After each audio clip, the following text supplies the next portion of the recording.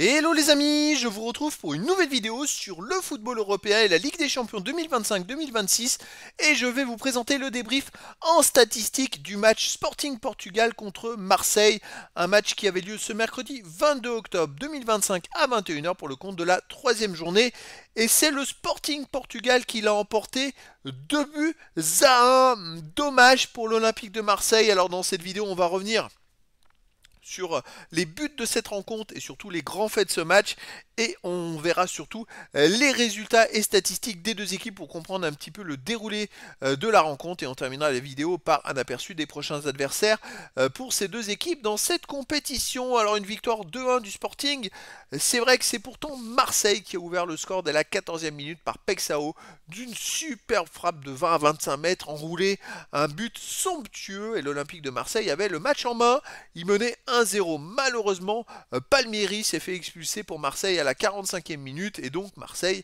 devait jouer toute la deuxième mi-temps à 10 contre 11.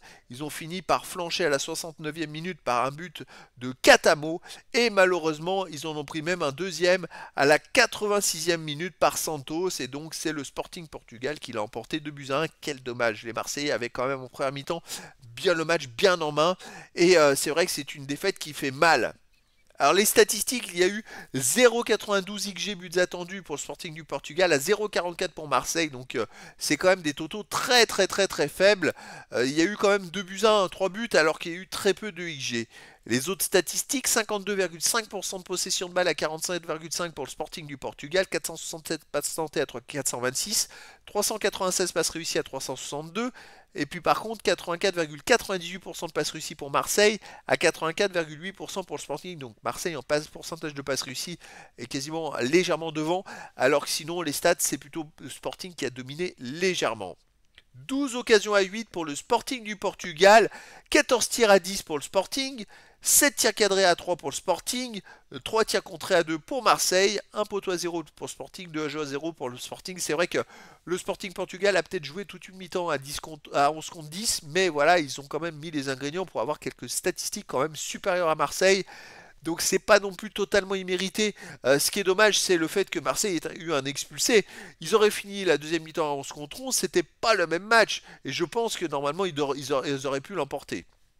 Les autres statistiques, il y a eu donc 3 corners à 1 pour le Sporting Portugal, 14 centres à 9 pour le Sporting Portugal, 11 interceptions partout, 23 tacles à 12 pour Marseille, 45 duels gagnés à 38 pour Marseille, 5 carrés à 2 pour Marseille, 16 fautes à 11 pour Marseille, 2 jaunes partout, 1 rouge à 0 pour Marseille. Les autres statistiques sont plutôt équilibrées. Il y a même Marseille qui a gagné plus de duels. C'est vraiment dommage hein, cette défaite.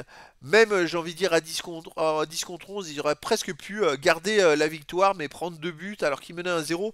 C'est dommage. Allez, les prochaines rencontres, eh ben, écoutez, la 4e journée aura lieu pour le Sporting du Portugal le 4 novembre prochain à 21h et ils joueront à la Juventus Turin.